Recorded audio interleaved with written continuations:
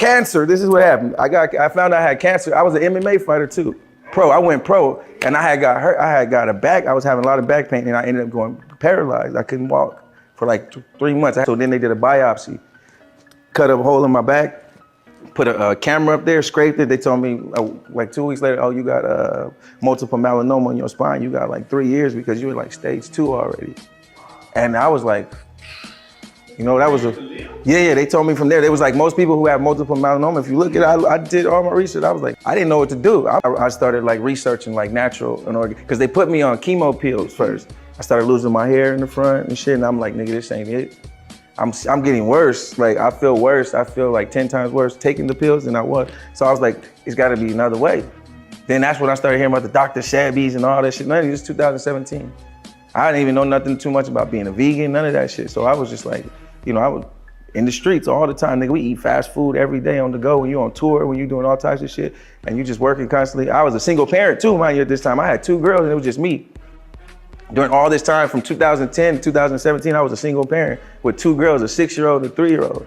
So I was trying to figure all this shit out at the same time. And the only job I could really have was hustling, because it gave me the opportunity to stop when I wanted to be able to go do what I needed to do for them and to get back, you know what I'm saying? So the cancer shit, man, I ended up in Mexico, going to a treatment center in Mexico, and me and my wife went together. We went out there, we went on a fruitarian fast. Basically, I fasted for 1.5 years. I only ate fruits, and I only drank coconut water, and that was it. Limes, coconut water, mix that shit every day. We in the beach every day, and we sunbathing for like 18, 19 hours a day.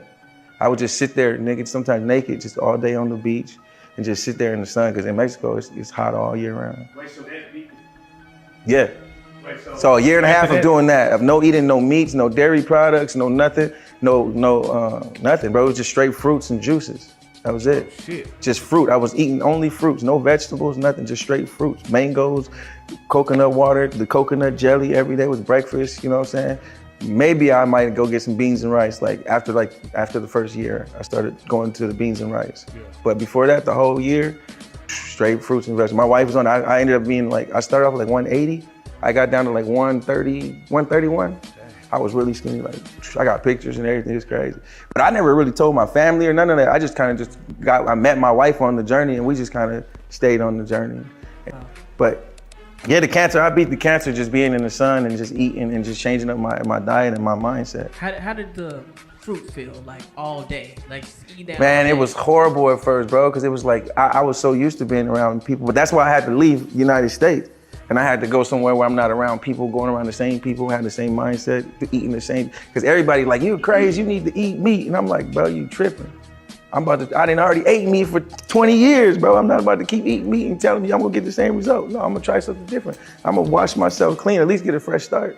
Were you prepared to die? No, I wasn't. I felt like I had so much more to do. You're prepared to die if you don't go get chemotherapy. If this don't work, then I'm gonna die anyway, but you wanted to live. On my own terms. On your own terms. Yeah, I wanted to be able to be I faced this myself without having to just go get some help from somebody that don't even know me. I feel like doctors don't know me, don't spend enough time with me to know all the things I'm going through. So how can they actually tell me in a 30-minute synopsis of how I'm functioning?